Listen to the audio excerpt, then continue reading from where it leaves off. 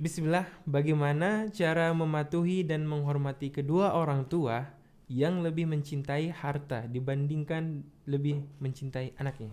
Orang Ini tuanya ya. kesalahan dari sebagian orang tua gitu kan. Nah, Tentunya anak itu harus lebih dicintai gitu. Karena anak itu adalah aset.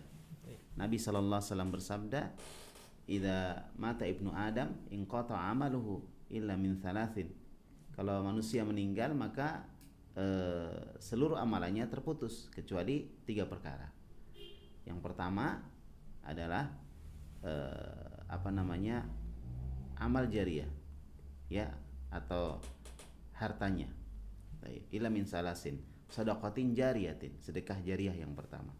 Kemudian yang kedua adalah ilmin yuntafa'u bihi, nah, ilmu yang dimanfaatkan.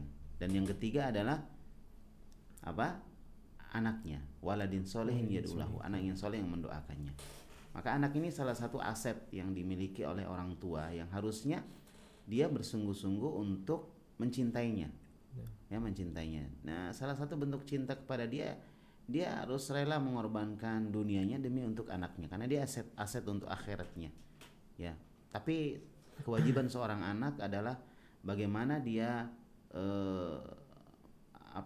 mengambil hati orang tuanya, dia mungkin bantu orang tuanya, mungkin dia memberikan hadiah untuk orang tuanya dan lain sebagainya dari perbuatan baik yang menyebabkan orang tua itu menjadi cinta kepada anaknya. Kata Nabi SAW, tahadu tahabu, hendaklah kalian saling memberi hadiah maka kalian akan saling mencintai.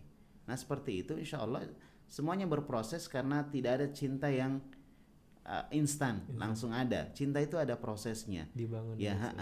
Tak kenal maka tak sayang maka tak cinta. Jadi ada proses sampai munculnya cinta tadi. Barakallahu fiik. berarti bisa juga dikatakan orang tua itu durhaka sama anaknya, Ustaz, ketika dia ndak lebih mencintai anak daripada Ya, enggak juga sih, enggak juga ya, bukan istilah durhaka Apa pada dong? anak ya, karena anak itu kan milik orang tua. Nah, Ya, ini ya kekeliruan. Namanya manusia, kata Nabi, kullu bani Adam khata', ya. Setiap manusia itu sering melakukan kesalahan.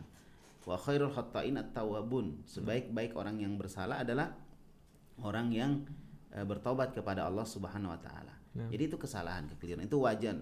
Namanya orang tua, anak, siapapun itu pasti ada kesalahan. kesalahannya. Nah, ini yang harus anak bisa memanage, bagaimana kondisi seperti itu bisa malah menimbulkan sebuah kebaikan di mana orang tuanya akan semakin perhatian kepada dia gitu. Makanya dia melakukan usaha gimana bapaknya nanti dia akan lebih dicintai daripada hartanya dan lain sebagainya. Gimana caranya?